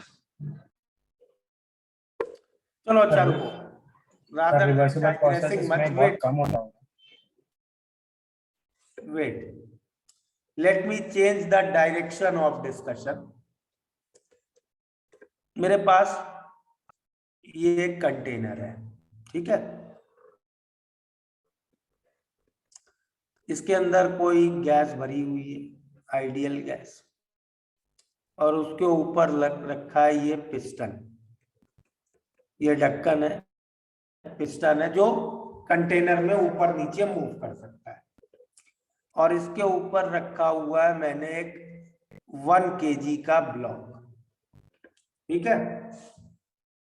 अब अगर मैं ये 1 kg का ब्लॉक हटा लूं तो क्या होगा? पिस्टन मूव करेगा, ऊपर है, पिस्टन तो वर्क होएगा।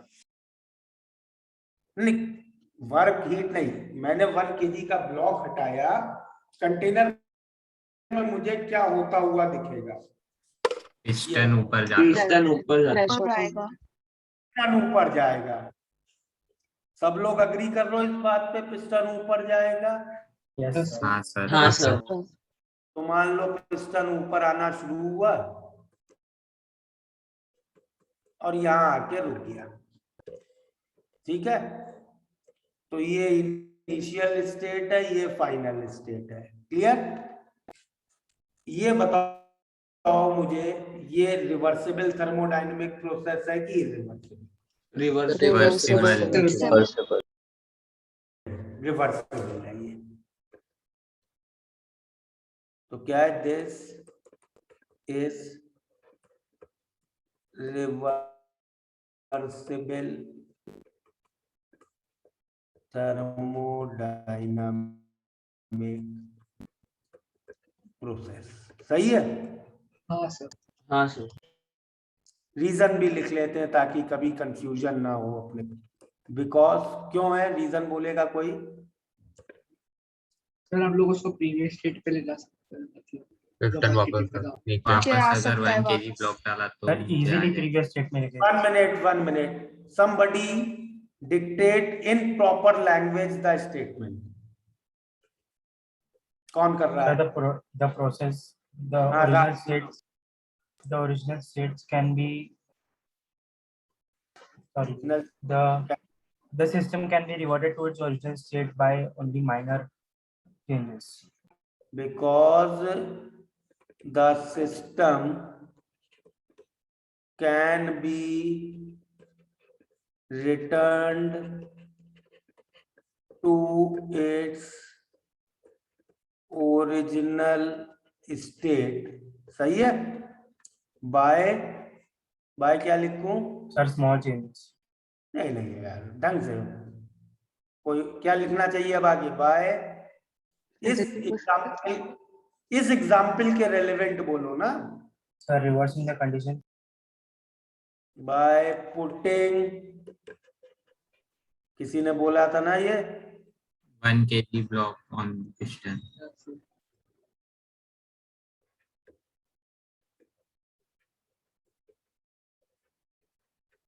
सही है? Yes sir. नोट कर लिया सबने? नहीं sir, 1 minute please.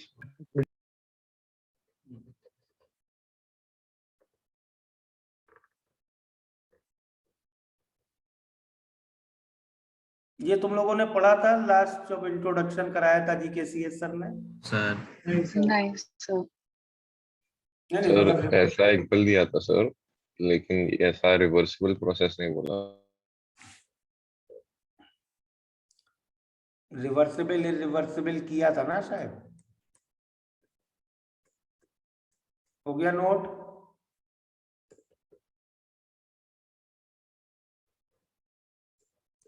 Yes sir, thank you.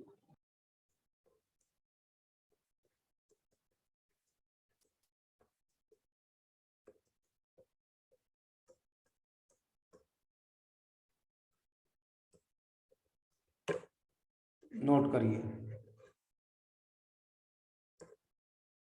ये थॉट अपने दिमाग से निकलता ही नहीं है, इसलिए थर्मो की प्रॉब्लम गलत होने के चांसेस हमेशा रहते हैं।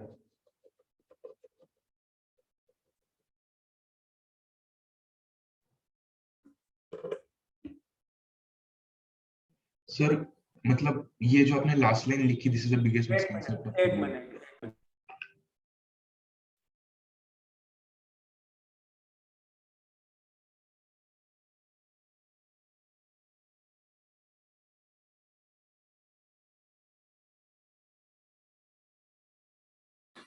सर वो ब्लॉक हटाया तो पिस्टन ऊपर ही नहीं जाएगा ना? ऊपर जाएगा यार, पिस्टन तो ऊपर जाएगा।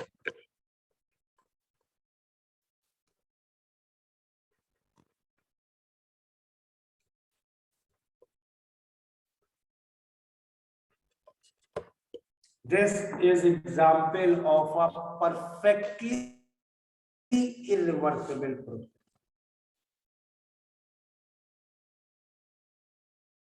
अब क्या इसमें क्या दिक्कत क्या हो गई समझो। देखो प्रोसेस रिवर्सिबल है या इरिवर्सिबल है, ये कभी भी हम लोग फाइनल स्टेट से नहीं देखते। यही गलती कर रहे हो तुम लोग बार बार। तुम लोगों ने स्टेटमेंट में कुछ बिट्स एंड पीसेस में सही चीजें बोल रहे थे, लेकिन जब प्रैक्टिकल एप्लीकेशन का टाइम आया तो सबने गलती कर दी। तो डेफिनेशन लर्न करने से अच्छा है उसको समझे हम लोग, क्या चक्कर क्या ये चक्कर ये है इसमें। ये गैस थी, पिस्टन था, 1 किलो का ब्लॉक था, ठीक है, बोलो यस और नो। हाँ सर। पिस्टन ब्लॉक हटाया क्या होगा? पिस्टन मूव करेगा। पिस्टन ऊपर, ब्लॉक हटाते ही क्या होगा? गैस प्रेशर, पिस्टन ऊपर चलेगा, करेक्ट। हाँ पिस्टन ऊपर जा रहा है, तभी तुमने सोचा नहीं नहीं नहीं अरे यार मुझे तो वापस वहीं पे जाना था, ये क्या कर दिया मैंने। यहाँ पे अगर तुम इस पे 1 kg का ब्लॉक रखोगे तो क्या ये यहाँ पे वापस आ सकता है? नहीं आ सकता है। सुनना ध्यान से, अभी अब 2 मिनट सुनना। यहाँ पे अगर मैंने ब्लॉक रखा तो ये वापस यहाँ नहीं आ सकता, ये फाइनली यहाँ पे पहुंच गया। यहाँ पे मैं 1 kg का फाइनल पे रखू, इनिशियल पे आ जाएगा, but this is not the check for reversibility. The check for reversibility is can I return back to initial state from intermediate state. बीच की जगह से लौट सकते हैं क्या? बीच की जगह से लौट सकते हैं, देन प्रोसेस इज रिवर्सिबल। बीच इंटरमीडिएट स्टेट से नहीं लौट सकते हैं, प्रोसेस इज इरिवर्सिबल। ठीक है, तो तुम लोगों ने ये जो आंसर दिया तुमने फाइनल स्टेट से चेक किया कि लौट सकते हैं कि नहीं। फाइनल स्टेट से नहीं चेक करना है, इंटरमीडिएट स्टेट से चेक करना है। तुम्हें बॉम्बे से दिल्ली जाना है, ओके, तुम एक फ्लाइट में बैठ गए बॉम्बे टू दिल्ली, मिडवे तुम्हें कुछ काम याद आया कि अरे नहीं वो बॉम्बे में वो काम करना रह गया है, वापस जाना है Bombay. Can you return directly now to Bombay? No you have to first complete your journey till Delhi, वहां से लौट सकते हो, समझे? सर तो इस केस में 1 kg का जब हमने ब्लॉक निकाला तो पिस्टन ने अपनी मैक्सिमम हाइट अटेंड की क्या, मतलब पूरी हाइट अटेंड की ना? नहीं, पिस्टन यहाँ पे आके रुक गया है क्योंकि अंदर और बाहर का प्रेशर बराबर हो गया है। रुके हुए पिस्टन पे मैं ब्लॉक रखूंगा, ये वापस यहाँ आ जाएगा। लेकिन चलते हुए पिस्टन पे अगर मैंने ऊपर से 1 kg का ब्लॉक रख दिया तो इन इलास्टिक कोलिजन होगा, इन इलास्टिक कोलिजन में एनर्जी लॉस होगी, एनर्जी लॉस होगी तो वो वापस यहाँ पे आके नहीं रुकेगा। Okay, yes sir. तो अब अगर इसी प्रोसेस को हमें रिवर्सिबली करना है तो कैसे करें? अगर ये दिल्ली जाने वाला काम ऐसा करना है कि थोड़ा रिवर्सिबल रहे, मतलब रास्ते में कुछ जरूरी काम याद आ जाए तो लौट सके, कैसे करा जाए? बाय रोड मास बढ़ा दे 1 kg ब्लॉक है भाई, एक तरीका है ट्रेन से जाए। ट्रेन बीच बीच में स्टॉपेजेस लेगी, किसी स्टॉपेज पे जरूरी काम याद आ गया वहां से लौट सकते हैं। ठीक है सर, कार से भी जा सकते हैं ना? हाँ, और सबसे अच्छा तरीका है अपनी व्हीकल अपनी कार से जाए, जहां से भी मन होगा यू टर्न ले लेंगे और वापस लौट आएंगे। करेक्ट? तो अब इस एग्जाम्पल में इसी चीज को कैसे समझे? इस एग्जाम्पल में पहले ट्रेन ले लेते हैं। तो वो 1 kg का ब्लॉक हटाया, ये तो हो गई प्लेन जर्नी, सीधे प्लेन ले लिया। ट्रेन जर्नी कैसे करें? 1 kg की जगह मैंने अगर स्टार्टिंग में 4 ब्लॉक रखे होते 250 ग्राम के तो भी स्टार्टिंग तो यही होती। करेक्ट? हाँ सर। और एक ब्लॉक हटाया, पिस्टन ऊपर जाएगा और थोड़ा ऊपर जाके यहाँ कहीं रुकेगा, फिर एक और हटाया, फिर थोड़ा ऊपर जाके यहाँ कहीं रुकेगा, फिर एक और हटाए, तो इस तरह करके मैंने 4 स्टॉपेजेस में काम कर लिया। इससे क्या किया मैंने, ये बीच के स्टॉपेजेस में चाहूं तो मैं वापस ब्लॉक रख के वापस आ सकता हूं। तो जो ये प्रोसेस था, इसमें बीच में किसी भी रास्ते से लौट सकता था क्या मैं? नहीं सर। नहीं, ये परफेक्टली इरिवर्सिबल प्रोसेस था। ये कैसा प्रोसेस हुआ है? ये अभी भी इरिवर्सिबल प्रोसेस है, लेकिन इसमें मैंने रास्ते में 3 स्टॉपेजेस बना लिए हैं, 3 पॉइंट ऑफ रिवर्सिबिलिटी बना ली है। ठीक है, अगर इसको परफेक्टली रिवर्सिबल करना है तो क्या करना है, कैसे करें परफेक्टली रिवर्सिबल? किसी के दिमाग में आइडिया आ रहा है? स्मॉल मास को निकल इसके ऊपर मैं 1 किलो सैंड रख दूं और एक बार में सैंड का 1 पार्टिकल हटाऊं। अब एक बार में सैंड का 1 पार्टिकल हटाओगे तो पिस्टन जरा सा डिस्टेंस dx ऊपर मूव करेगा। Yes sir. Yes sir. और इस तरह एक एक ग्रेन हटाते जाओ, वो स्लोली स्लोली मूव करता जाएगा। जहां से मन हो वहां से वापस रखना शुरू कर देना, वो नीचे आने लग जाएगा। तो अब ये प्रोसेस हो गया परफेक्ट रिवर्सिबल। समझ में आ गई ये बातें? ऐसा ही दिखा है ना कि वो डिस्टेंस मिनिमम, बहुत ही मिनिमम टाइम के लिए वो रहेगा। क्या? क्योंकि वो प्रोसेस बहुत मिनिमम टाइम के लिए मोशन में है। हाँ, वो अब डिफरेंसेस नोट करेंगे हम लोग सिस्टमैटिकली। अभी अब तो एक बार समझ में आ गया तो बहुत पॉइंट तक नोट करने हैं। इतना समझ में आ गया है सबको? Yes sir. यस। तो पहला डिफरेंस क्या है रिवर्सिबल और इरिवर्सिबल प्रोसेस में? चलो पहले बाकी चीज ये नोट करना है क्या कुछ इसमें से, डायग्राम या ये सब? ये तो जरूरी नहीं है ना। चलो तो फिर हाँ सर, जब वो एक सैंड के पार्टिकल को हटाएंगे सर, तब जो dx भी चलेगा सर, तो वो dx के वक्त तो करना मतलब मुश्किल पॉसिबल नहीं रहेगा, तो वो थोड़ा इरिवर्सिबल नहीं रहेगा। सुनो, 1 मिनट सुनो बेटा। dx वो चीज होती है जिससे छोटी कोई चीज नहीं होती है, ये याद रखना। You can never have a thing smaller than dx, यही कैलकुलस की डेफिनेशन है। ओके? हाँ सर, समझा। तो reversible process can which can be brought back to initial state from any intermediate state, किसी भी बीच की जगह से वापस लौट सकते हैं।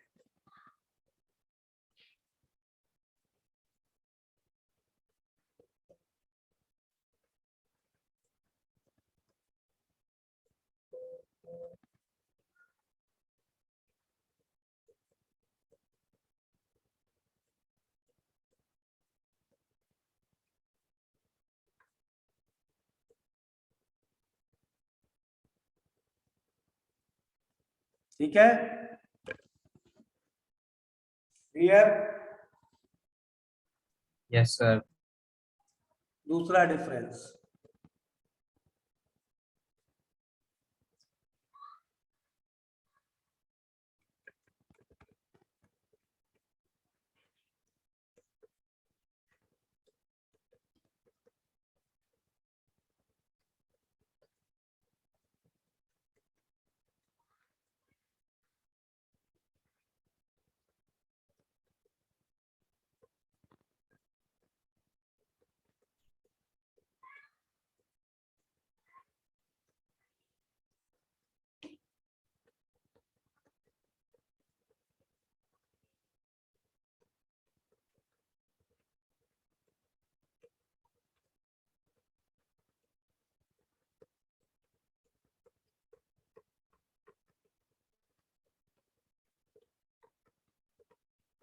ठीक है,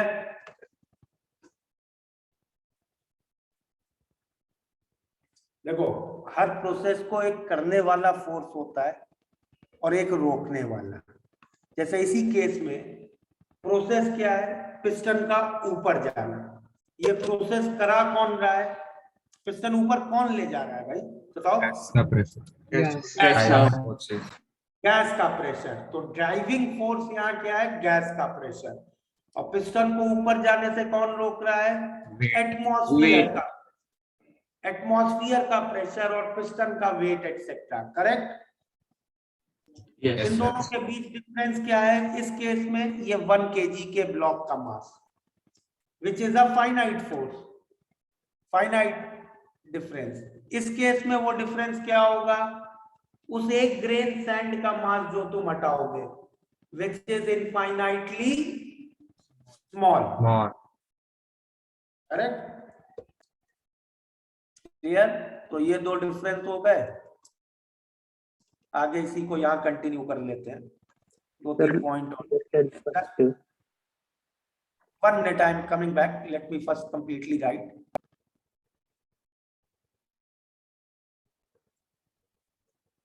अगला डिफरेंस लिख लो, reversible processes are infinitely slow. बहुत स्लो प्रोसेस होंगे। अब एक ग्रेन सैंड हटा रहे हो ना, इस प्रोसेस को करने में समझ रहे हो कितना टाइम लग जाएगा? ओके, हाइपोथेटिकल होगा ना वो, क्योंकि कभी होगा। हाँ, थियोरेटिकली कभी कंप्लीट नहीं होगा। Irreversible are fast processes occur in single step. एक ही स्टेप में होंगे ये, एक ही बार काम करना पड़ेगा, एक बार बस वो ब्लॉक हटा दिया। अकर इन इनफाइनाइट स्टेप्स। ओके, और एक लास्ट डिफरेंस लिखो, external conditions remain constant. External conditions change throughout the process.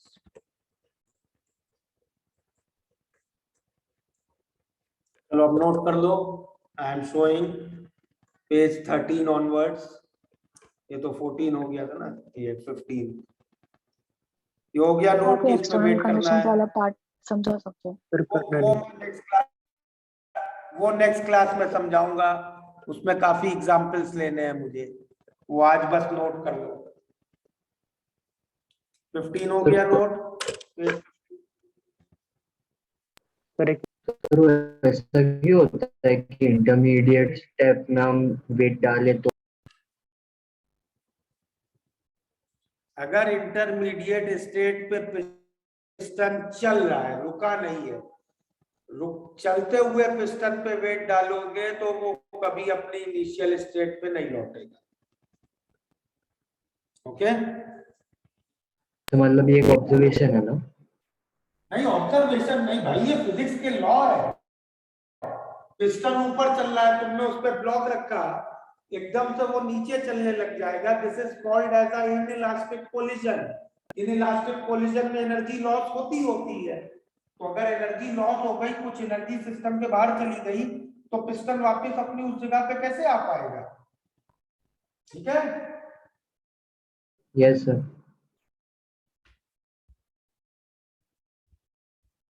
Done sir.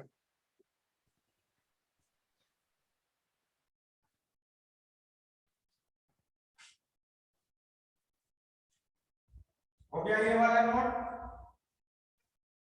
Yes sir.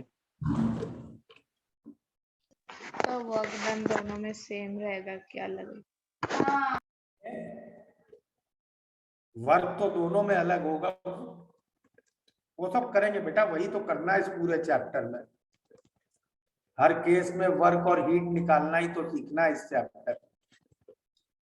अभी हर केस के हम लोग फॉर्मूले डिराइव करेंगे, रिवर्सिबल में वर्क कैसे निकालते हैं, इरिवर्सिबल में वर्क कैसे निकालते हैं, वही सब करना है। सर डेफिनेशंस तो क्लियर करें, फिर न्यूमेरिकल पार्ट पे चलेंगे।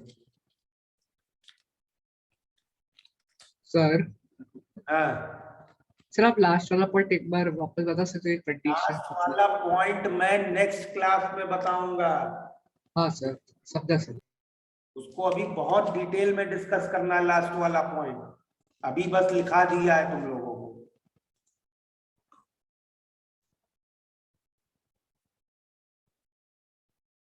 चलो क्लियर है, यहाँ तक हो गया note?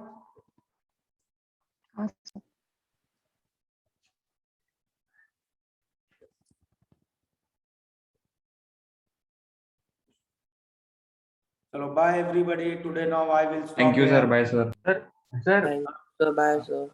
Thank you sir sir, bye ये सर। पीडीएफ आप कैसे भेजोगे? क्या? ये पीडीएफ आप कैसे भेजोगे?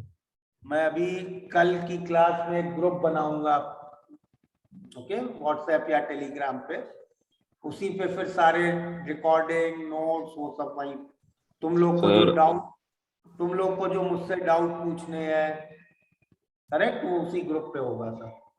सर एक्चुअली सर आप किसी को, हम सब में से किसी एक को सर आप ग्रुप का लिंक भेज दो, हमारे पहले से ही ग्रुप्स बने हैं सर, उससे हम डायरेक्ट ज्वाइन कर सकते। I will send you a link tomorrow in chat in class, okay? Okay sir. Sir आप ग्रुप पे रिकॉर्डिंग और नोट भेजोगे? हाँ, ग्रुप पे ही भेजूंगा मैं सब कुछ, okay? Okay, thank you sir. Thank you thank you sir, bye sir. Thank you sir, bye sir. Thank you. Bye sir.